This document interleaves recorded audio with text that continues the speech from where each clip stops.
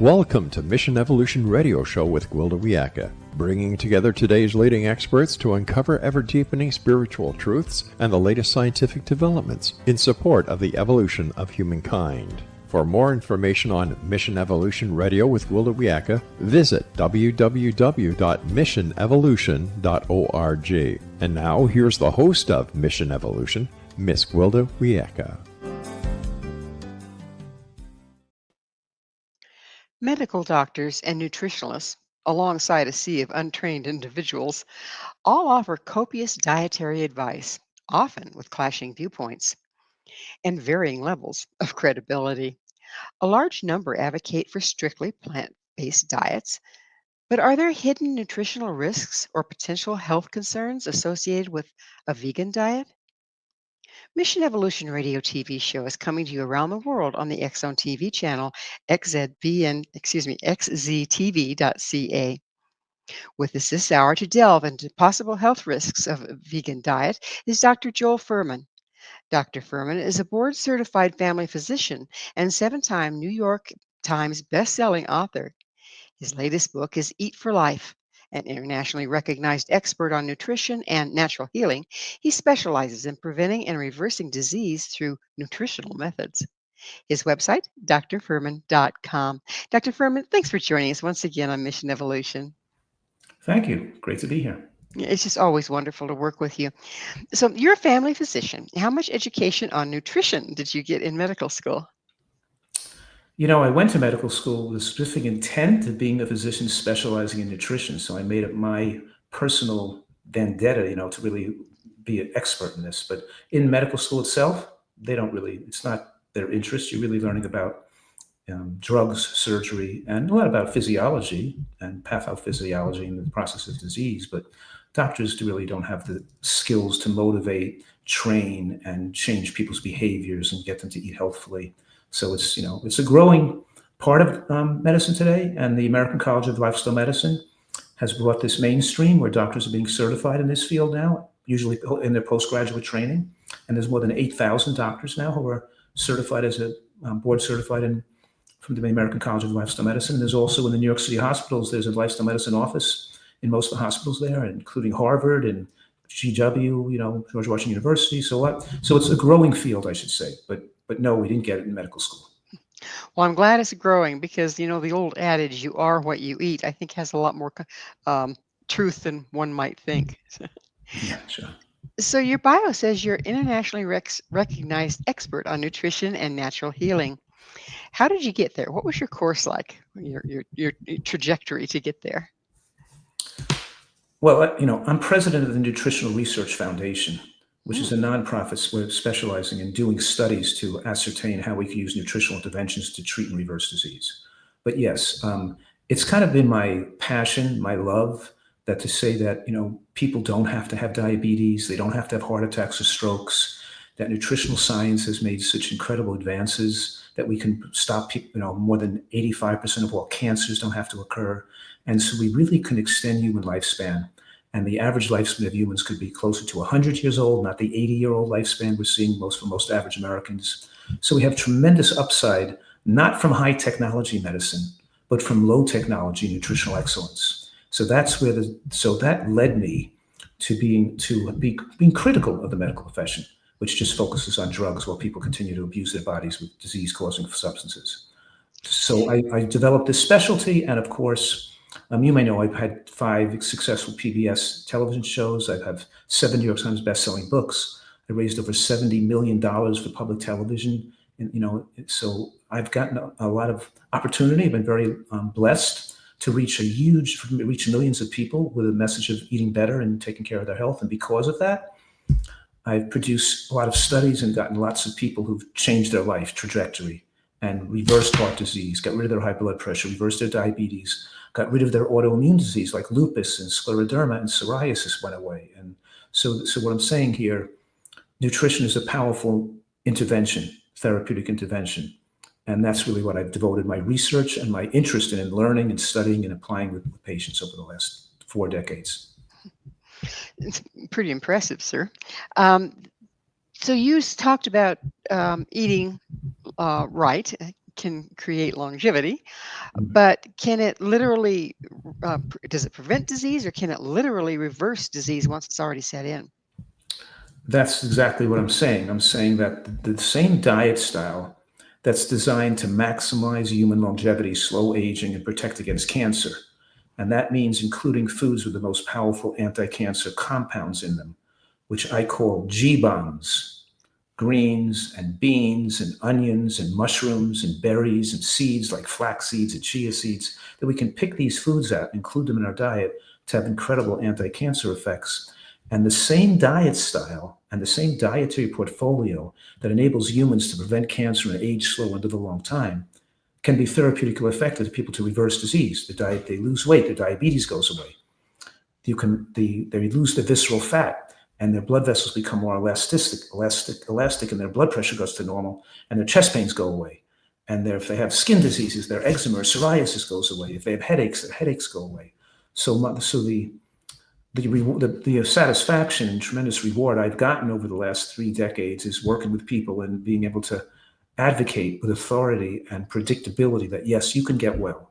If you don't have to take drugs the rest of your life, and you don't have to suffer with type 2 diabetes, you don't have to have high blood pressure forever.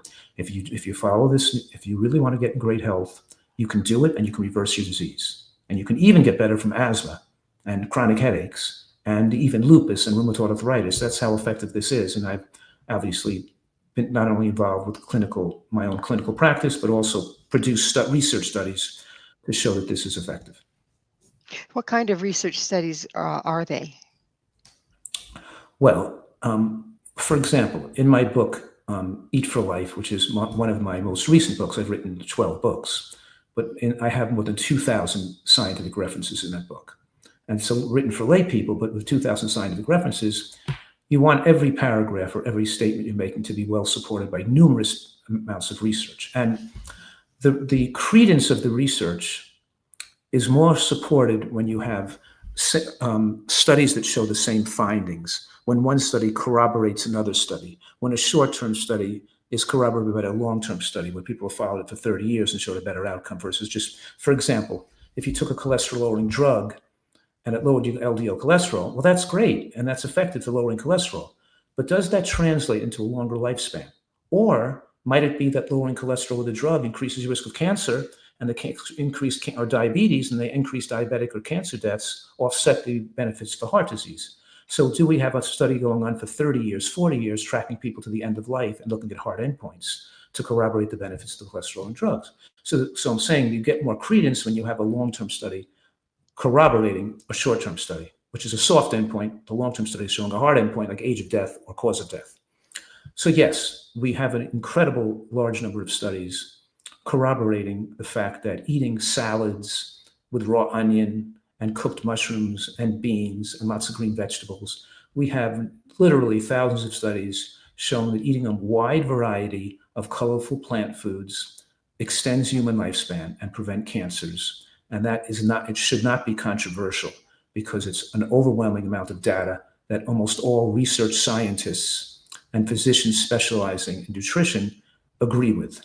So we have, as far as the layperson thinking there's so much disagreements and so many people, so much different of view and who do we believe, that's really not that accurate, because 98% of people in the field of nutritional research and nutritional science agree with each other on the type of inclusionary foods we need to put in our dietary protocol to prevent cancer and extend human lifespan.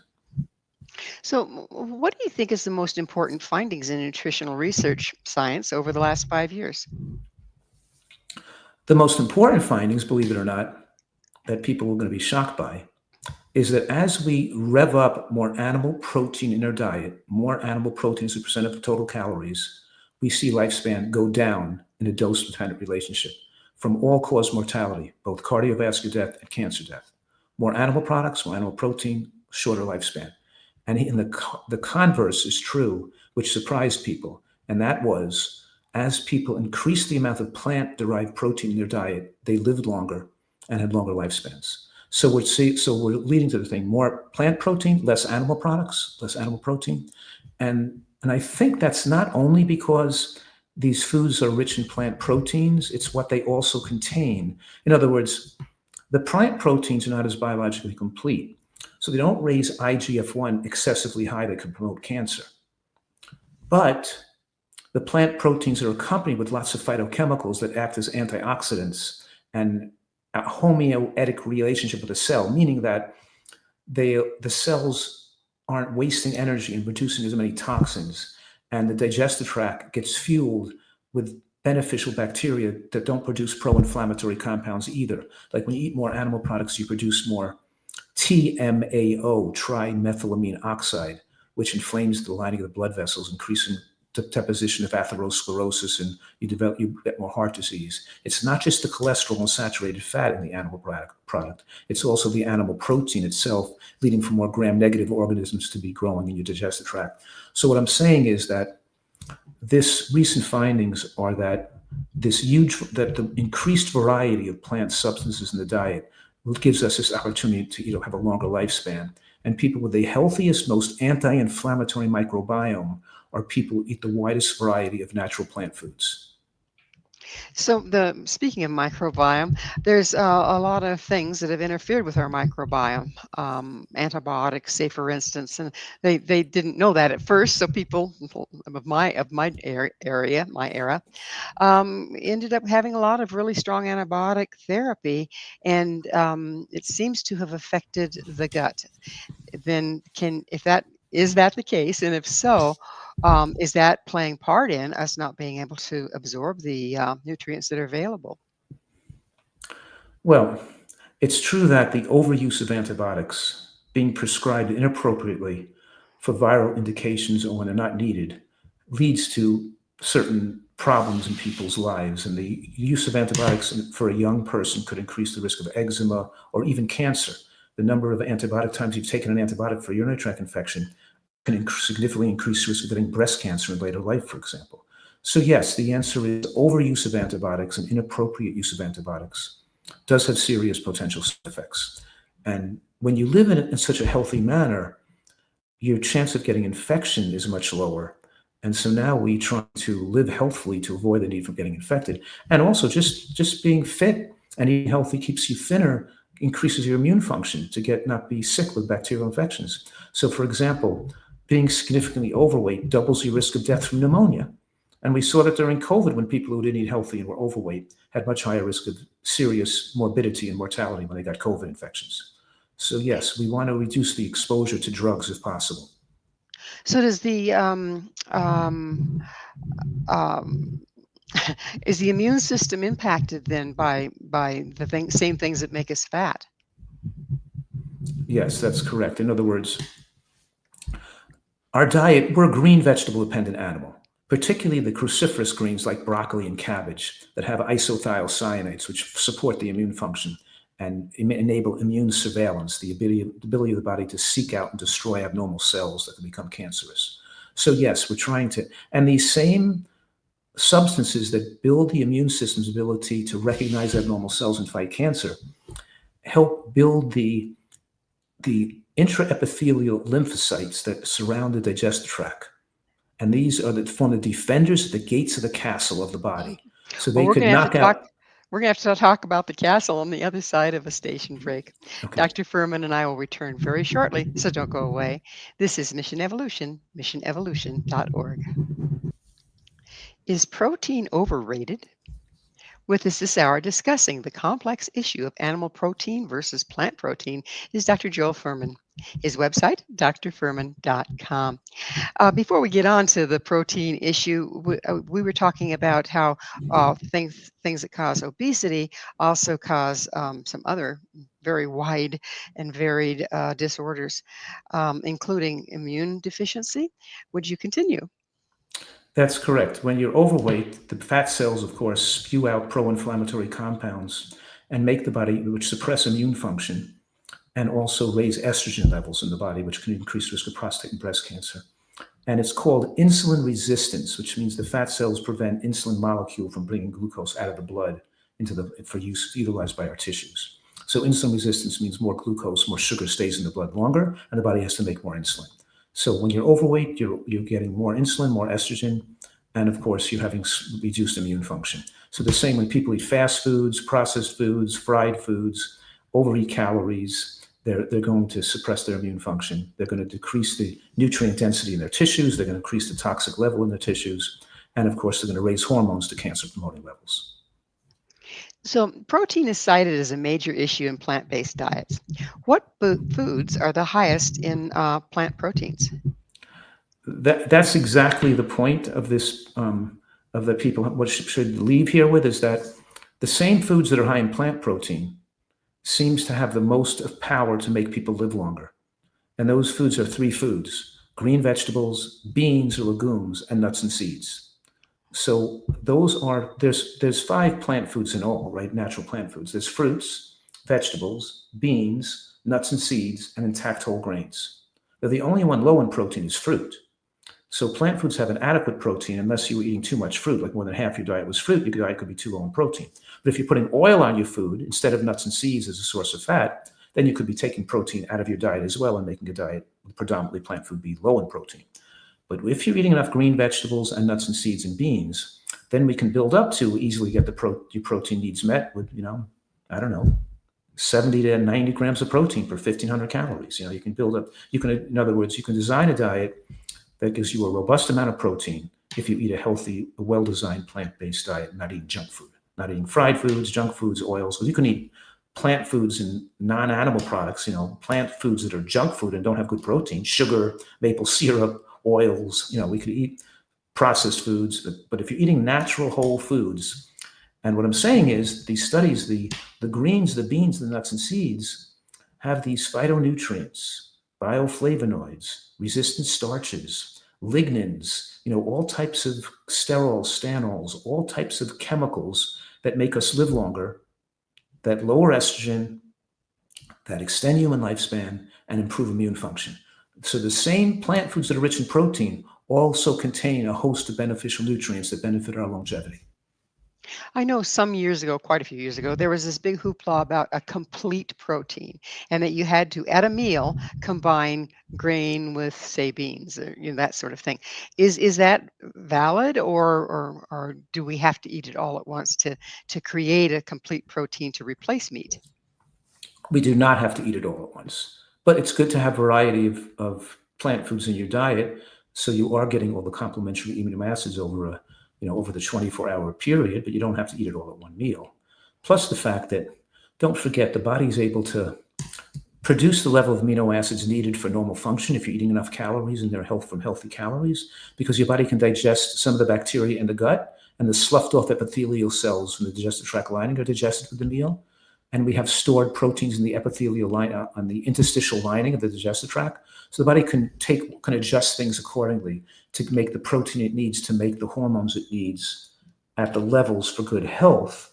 But the problem is when we eat animal protein, especially too much animal protein, we can't stop too much amino acids from entering the bloodstream in a complete form.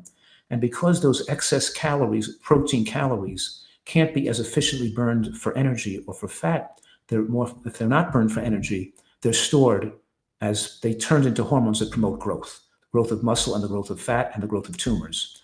So the excessive growth promoting high biological proteins are what we're careful of, so they don't promote tissues that shouldn't be growing, like tumors when we're an adult. So what are the advantages of plant-based protein versus animal? We've been talking about a lot of them. Right. So yeah, I think that's the message of modern nutritional science, because people have been drummed into their head the importance of protein. We need the protein for muscles and bone strength with aging, and also for immune function and brain function with aging. So we need these proteins, but I think the message that they've been drummed into their heads is we get our protein from animal products. And now this new message is, no, we get our proteins the same way the chimpanzees and the hippopotamus and the giraffe and the elephant get their proteins. We get it from green vegetables, and humans eating beans and nuts and seeds with green vegetables doesn't only give us adequate protein, it radically extends human lifespan. Radically. We're talking about ending 10 or 20 years to a human's lives when they're actually switching out, reducing animal protein, and eating more high protein plant foods. Americans don't eat nuts and seeds for fat. They eat animal fats and oils. They're not eating walnuts and almonds and sesame seeds, and right, they're not really eating nuts and seeds, a major source of their calories. But all the studies done on this subject, more than 50 of them, show that as you include nuts and seeds in a daily diet, your risk of cardiovascular death goes down by 40%. Oh my goodness. 40%. A meta-analysis means that the corroborative findings from all these studies are like, one study doesn't show 10%, another study shows 50%, another study shows 5%. No, they all show about 38 to 40% reduction in cardiovascular death from the inclusion of at least an ounce of nuts and seeds a day. But preferably, we recommend a minimum of an ounce and a half a day, because the Seventh-day Adventist Health Study 2, Adventist Health Study 2 done in this country, been going on for years and years. They're studying a population of Americans that generally live and eat healthier than most other Americans do. And when they showed people on this healthier cohort that have less than a half an ounce of nuts a day to more than an ounce and a half a day, the difference on total mortality was 30% difference, and in cardiovascular mortality was 40% different. In other words, we get tremendous increase in lifespan from utilizing nuts and seeds as a source of fat and protein, instead of using oils and animal fats. So what about like olive oil, that sort of thing? Is that not as beneficial as they've been crowing about? That's correct. It's not as beneficial as they've been crowing. Let me give you an example. Because as you put more oil in the diet, obviously, if you had used walnuts or almonds or olives instead of the oil, you would have gotten the fat in a form that is digested more slowly, and it wouldn't be rushed into the bloodstream with such a lipemic load, so much fat at one time. That drives appetite, as an appetite stimulant, drives fat storage and drives people to overeat. So olive oil is fattening, whereas the olive or the nut or seed or the walnut would not have been fattening. Also, that we need fat in our diets for absorption of the anti-cancer phytochemicals. So some fat is good for us. So like the Prevamid study, for example, done in Europe, showed that people who used extra virgin olive oil as a source of fat instead of butter and other fats reduced their cardiovascular death rate by 15%. That's a huge amount of reduction of rate. So we're showing here that olive oil is beneficial compared to other sources of fat. But when they compared the olive oil group to the people who were eating nuts and seeds, like walnuts and almonds, they reduced their cardiovascular death rates by more than 50%.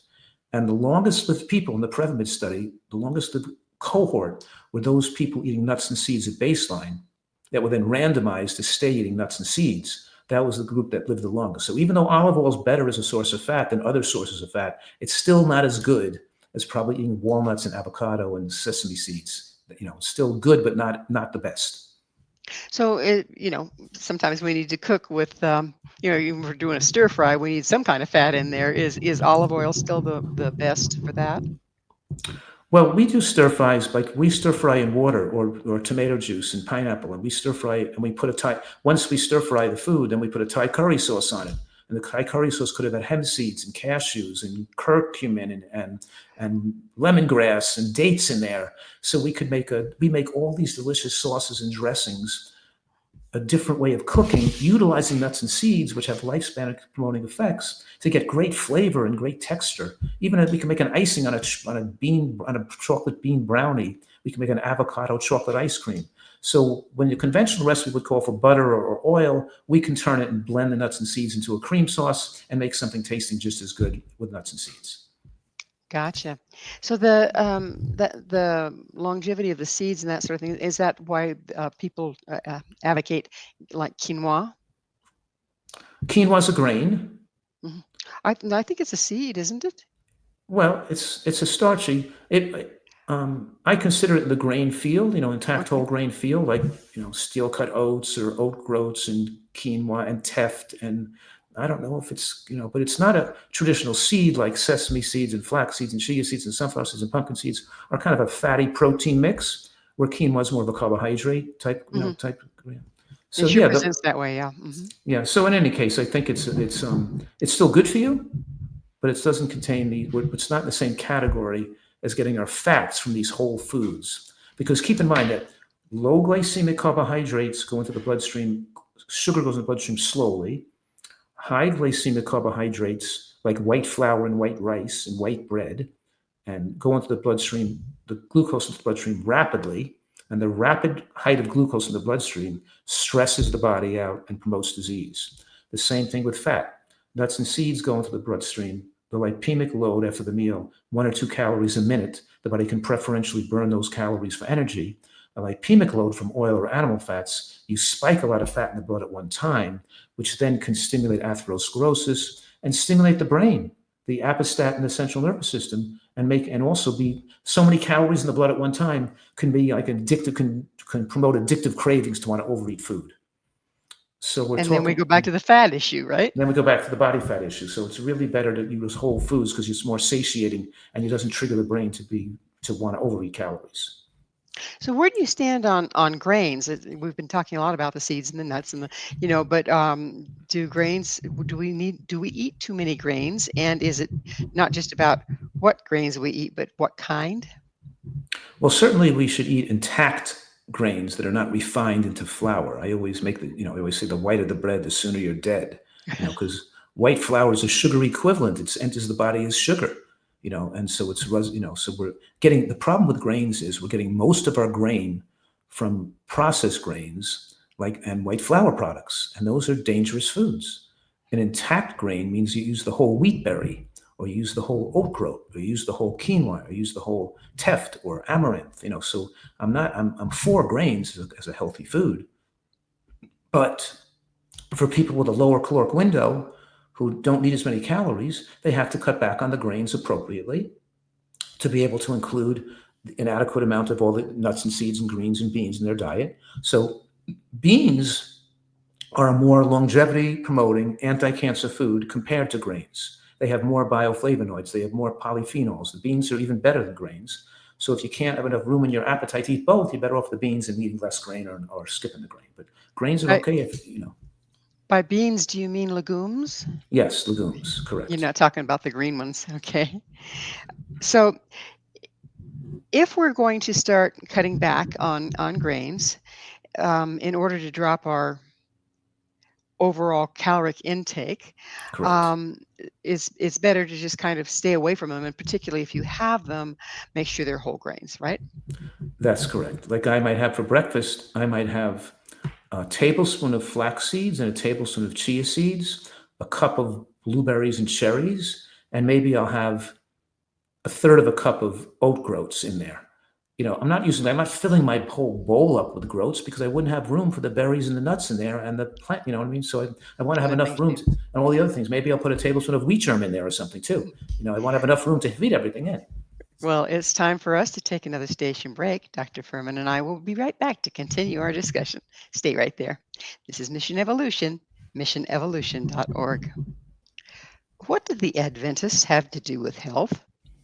This is Mission Evolution, missionevolution.org. With us discussing diet and health is Dr. Joe Fuhrman. His website, drfuhrman.com. Dr. Fuhrman, you briefly mentioned the a study that was done with the Adventists. They're a religious group, I believe. Would you tell us a little bit about that and why it's important findings for our health today? Well, the Adventist Health Study has been going on for decades in the United States. And it's one of the foundational studies in human nutrition that's the information we glean from those studies have been so important in the history of nutritional science.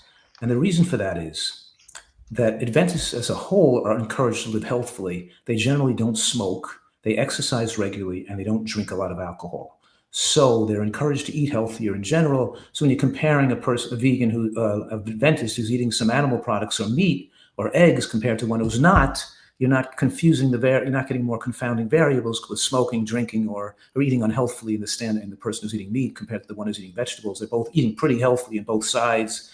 So we were able to look at people based on sex, age, race, and with other parameters being relatively similar. So we're able to compare vegans to vegetarians to non-vegans to people who eat meat more or less. So we're able to get a lot of data out of the Adventist Health Study too. And they have a large number of researchers and a large number of participants. There's over like 900,000 person-year follow-up with the Adventist Health Study too. So what we're talking about now. So in other words, we have a huge amount of data, a huge amount of researchers. It's going on for decades. And every year they publish new data on new subjects from the same cohort they've been studying for decades. Oh, interesting. So it's a more controlled than just working with the general populace for all the reasons you mentioned. Yes, it's very controlled, and the data we have is very important. Like I said earlier, Adventists who eat nuts and seeds in the highest quintile have 40% low risk of cardiovascular death compared to preventers that eat the lowest nuts and seeds. So we're comparing similar diet, similar healthy people, one eating nuts, one not eating nuts. What happens differently? And we see, wow, you eat nuts, you live so much longer, you get so much low risk of heart disease. It's amazing, you know? So, what is the most surprising thing that has come from those studies? Well, I think surprisingly, we find that three or four things. Number one, the lowest rate of cardiovascular death and cancer deaths was in the vegan vegetarians, the people who were not eating animal products in that study. Then people eating, they tested whether maybe animal products just once or twice a week. What about people who eat meat once a week? Is there a significant increase in cardiovascular death? And the answer is yes, there was. But the flexitarians who ate nuts and seeds had lower risk of death than the vegans who did not eat nuts and seeds. So even though meat was a risk factor, not eating nuts was a bigger risk factor. No, okay. Then they saw, okay, since the vegans have lower risk of cardiovascular deaths, what diseases were increased risk in the vegans as a cause of death? And this is what they found in the recent study. And I have the study right here in front of me. It's published in October 2024. Here's the study if people just want to see the name of the study. But in any case, it's from the American Journal of Clinical Nutrition. And what it found was that the vegan vegetarians, the people who were not eating any animal products, had a 17% increased risk of stroke and a 13% increased risk of dementia and a 37% increased risk of Parkinson's disease compared to the people who were eating animal products in the diet. So that's there. Even though they were clear about being low rates of cancer, there were increased risk of neurologic deficits in later life, and we now are understanding the reasons for that, and that's what we're here to discuss. Is that as people move to a plant-based diet and start to exclude all animal products, there's three or four nutrients become important here to make sure they don't have increased neurologic deficit in later life. One is DHA EPA, particularly DHA, which people commonly know as fish oil. It's the long-chain omega-3 fatty acid we get from fish. Apparently, the studies are showing that when people's omega-3 index gets excessively low from not exposure to the omega-3 fatty acids, then the ability of the body to detoxify and remove neurologic toxins goes down. And one study, for example, showed that the malondialdehyde, a toxin, increased by 50% in people's whose omega-3 index was low. So low omega-3 deficiencies, more exposure to toxins and poisons that could damage the brain and cause, let's say, Parkinson's disease. We know that living near a golf course increases risk of Parkinson's disease. We know that dry cleaning your clothing increases risk of Parkinson's disease. Exposure to chemicals on the farm increases risk of Parkinson's disease. And now we know that the chemicals that could induce Parkinson's disease, the toxicity to those chemicals is enhanced if our omega-3 index is too low. So if we're on a vegan diet and we're not eating any seafood with omega-3 or small animals like frogs or snails or salamanders or whatever, then you should be taking a plant-based omega-3 or a fish oil-based omega-3. So you can get a plant-based or algae-derived omega-3 and you could adjust the dose to have most favored omega-3 index to prolong lifespan and prevent neurologic deficit. And that's what the studies show. The meta-analysis of 48 studies showed the most protection occurred against later life diseases of neurologic deficits with both shrinkage of the brain from dementia and for potential Parkinson's when the dose was adjusted on an individual basis to a person's needs based on a blood test. So the omega-3 index and adjusting your level to be the most favored range show the best long-term outcomes. So we're talking here about vitamin B12. Most people know vitamin B12. Vegans need to take vitamin B12. It's present mostly in animal products. But many people on plant-based diets or vegan diets aren't aware of their need to particularly be aware of their omega-3 index and the DHA they're consuming. And the third most important nutrient that you don't get ideal levels of on a plant-based diet that could impact later life health is zinc, because plant foods bind zinc, and taking extra zinc has been shown to reduce risk of dementia and reduce the risk of pneumonia and reduce the risk of cancer in later life. So it's DHA, EPA, zinc, and B12 that could reduce these neurologic issues seen in vegans. And the third thing we're talking about is salt. The last nutrient is salt, because I said that these vegans had a 17% increased risk of stroke. Now, there are two types of strokes. There's hemorrhagic stroke and there's ischemic stroke, right? So the hemorrhagic stroke is when a fragile vessel in the brain breaks open and you bleed into the brain. That's the type of stroke we see in Asian countries where they eat a lot of salt, where they don't eat a lot of hamburgers and bacon and cheese like we do in America. In the United States, we see more ischemic stroke caused by clots or emboli. In Asian countries, we see more hemorrhagic strokes, 10 times the risk of hemorrhagic strokes in Asian countries because their LDL cholesterol is lower, they have less heart attack deaths and less ischemic strokes and more hemorrhagic strokes. Well, that's what we're seeing in the vegans. We're seeing more risk of hemorrhagic stroke because having a higher LDL cholesterol and eating more meat and bacon and cheeseburgers that causes heart disease thickens the interior and the external wall of blood vessels in the brain, and makes a thickened blood vessel with plaque on it is more resistant to the effects of hemorrhaging when you have salt exposure throughout your life. So what I'm saying here is that salt doesn't just raise blood pressure. The salt exposure through life weakens the interior lining of blood vessels over time. It causes more fragility and aging of the blood vessel, making it a higher propensity to break open. So when a person is on a vegan diet and their vessels are normally thin and not thickened with plaque, then not eating salt becomes more important, because otherwise eating a super healthy diet could be at high risk of a stroke if they still salt their food, use considerable salt on their food. So the vegan diet does not protect you against a hemorrhagic stroke. It only protects you against ischemic stroke. And if you're still salting your food a lot on a vegan diet, you could still have a hemorrhagic stroke. And the risk of hemorrhagic stroke could be so high, it could be higher than a person eating meat. And that's what we saw, a 17% increased risk of stroke in vegans compared to meat eaters. So with all this, in mind, what is the best diet? Well, that's a controversial question. My viewpoints are that I think a diet that's vegan, that's supplemented intelligently, is the best diet. Supplemented smartly and intelligently is the best diet, or a diet with a little bit of seafood to get omega-3, zinc, and D and B12.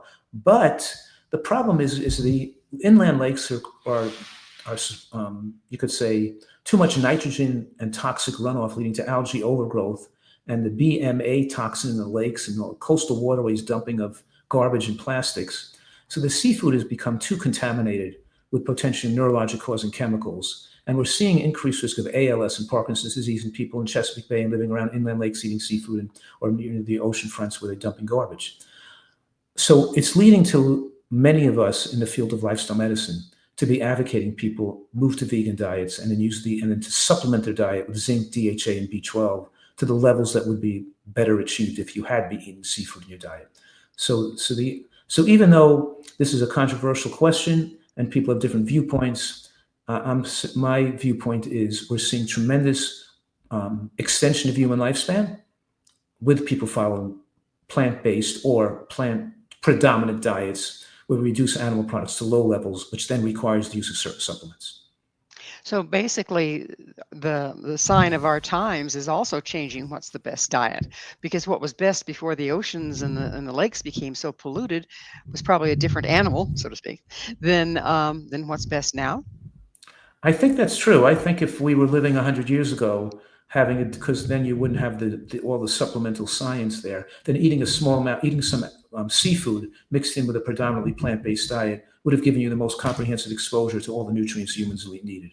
I think that would be the best quality diet. If we took pollution and contamination of the waterways out of that, then a diet that probably had a small amount of seafood with a lot of plants would be the best. And now that the waterways are contaminated so much, it's probably better to move all the way and avoid, and to just get take the omega-3 fatty acid supplements that you would normally get from fish or seafood.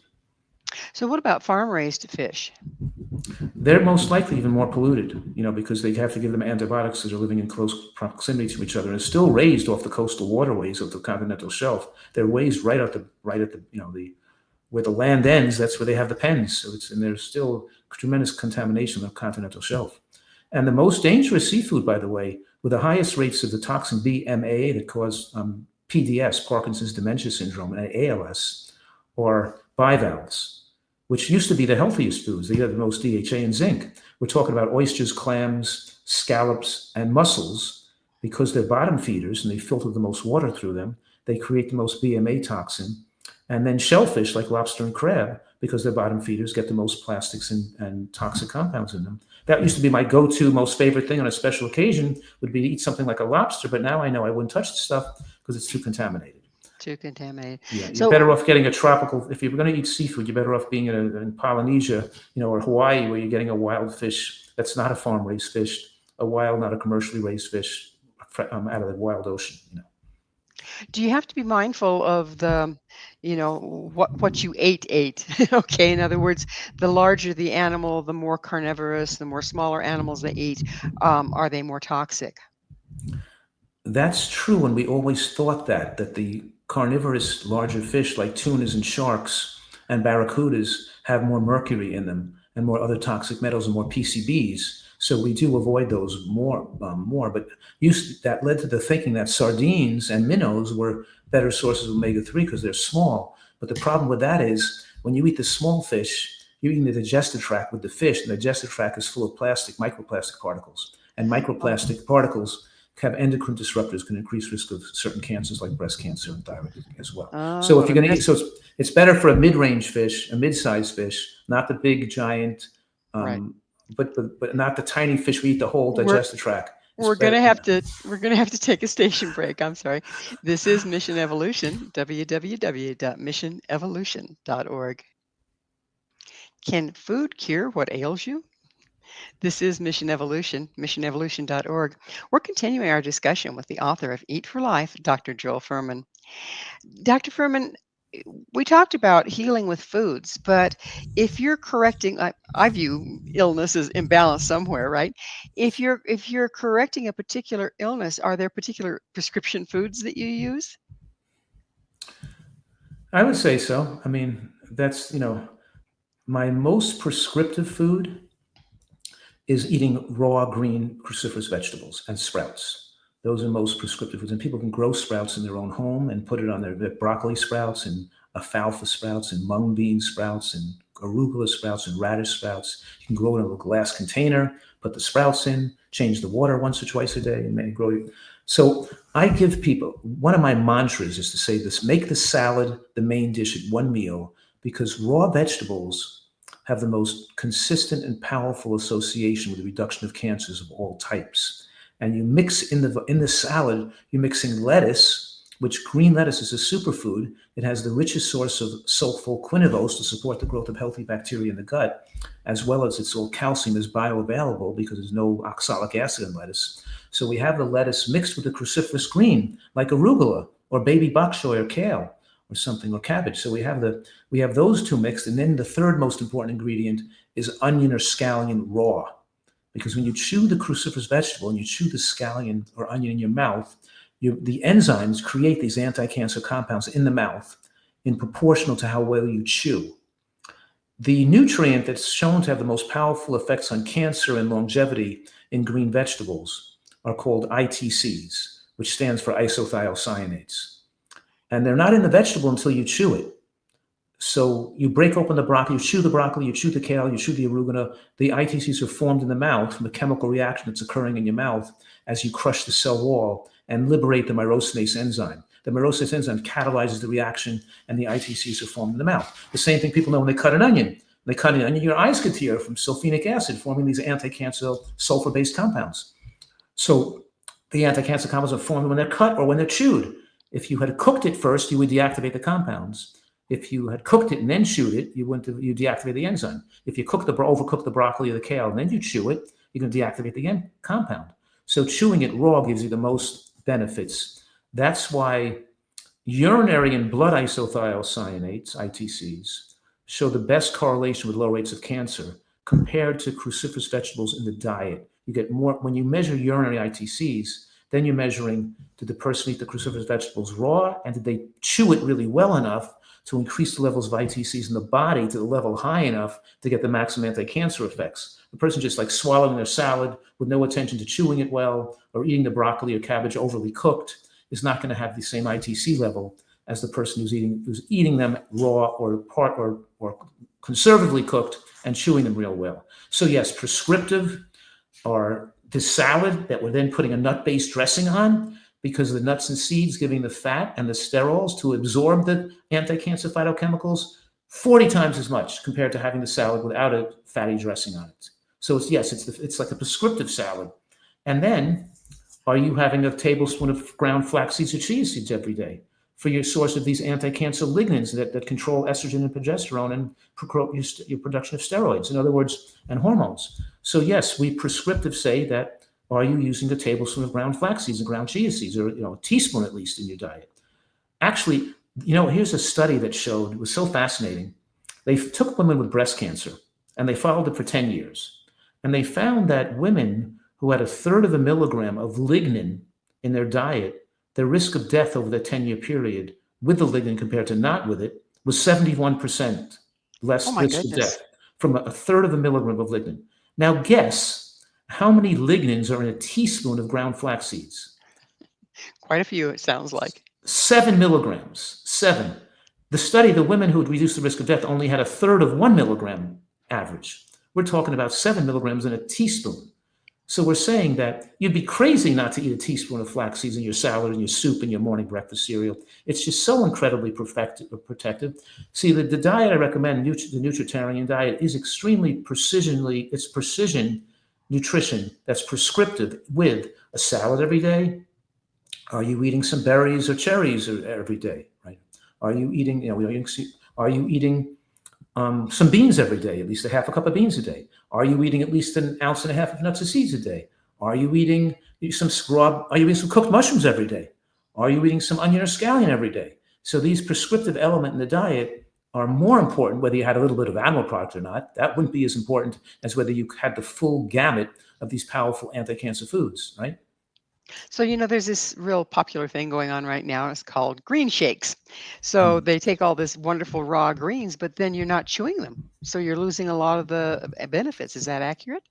No, because when you chew it, if you put the raw greens in the shake, the blender blades are going to break open the cell wall, and the chemical reaction forming the ITCs and the sulfur compounds from the onion could take place in the blender instead of your mouth. Okay, so that they aren't going to be defunct, huh? Correct. If you So- cooked it too much and then you blended it, you blow it. It's overcooking it. So when we make our soups, for example, we'll take our kale or our collards and we'll blend it in the blender raw with just a little soup liquid in there until we get a creamy green puree. We get the ITCs in there. And then we'll pour it into the soup to cook, because the heat of the soup won't destroy the ITCs. But if I heated it up and then I blended it, they wouldn't have formed. Or if I heated it up and then chewed it, I would have deactivated the enzymes. So as long as you blend it before you heat it, you keep the enzymes intact, the anti-cancer compounds intact. Gotcha. So let's talk a little bit about food addictions, because I'm sure a lot of our audience listening to, they're going, bah, okay, because it's not the normal diet that we've all grown used to that's killing all of us. So is there such a thing as food addictions? And if so, what do you do about them? You're absolutely 100% correct that people are addicted to the diet they're eating, and their brain gets neurologically wired to like those foods, and they don't want to give anything up. And a person listening to me speak to you today could say, oh, this sounds scientific and even interesting, but it's not for me. I could never change the way I eat anyway. I like the way I eat. I'd rather die younger and just enjoy my life, is what they're going to say to themselves. You know what I mean? Because that's the way the mind works. The addict comes up with rationalizations and excuses to continue self-destructive behaviors. And so the answer is, yes, we can design healthy food to taste great. The recipes, the garlic, all the flavorings we're using, to make delicious things taste delicious. Yes, but there's a period of adjustment where people have to learn to prefer healthy food by just eating it, even if they don't like it as much at the beginning, because it takes time. We're talking about months for a person's taste preferences to change. So it takes months to learn new recipes and to retrain your taste buds, but also the brain's desire to overeat. We want people to eat what they feel like eating. We want them to instinctually feel comfortable with eating the right amount of food. But when they become an addict, they're craving excess amount of food and excess hyperpalatable and extra stimulation, extra sugar and extra salt and extra, they're just craving all these things that they feel empty. Like they could have lunch with me and have a big salad, a bowl of vegetable bean soup, and a mango for dessert. And I'll feel, wow, I just had a great lunch. and they'll be saying, I want to go eat. I can eat something like a piece of pizza now. I'm starving. Yeah. So where's the main Yeah, course, where's right? the bill? Where am I going to eat? The brain didn't get anything. The brain didn't get enough stimulation. That's why the So people come to our retreat. They stay here for a month or two, and then they realize over time they become satisfied and they like eating. But at the beginning, they're not satisfied with eating healthily. It takes time to beat an addiction. Any kind of addiction takes time to get over it. So that was going to be my next question is Mm. when you're trying to get over a real serious addiction, usually the best is to get away from your old environment and go on a retreat or go into a detox center or whatever to get that started so that you aren't fighting this um the brain telling you no it's okay we need to eat this because it tastes good or whatever the brain does. Right. So, what do you suggest or what do you offer for people that really want to get out of that junk food addiction and eat more healthy and live longer, but they're just caught in the loop? What do you have to offer I them? know. I know. Well, I do have a retreat here in San Diego where people come and stay here for a month or two or three.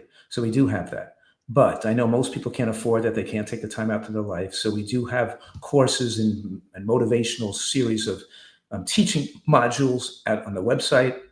And we have coaches that can work with them. And we have discussions and forums. People discuss with each other. And they can ask me questions through the web and get my feedback.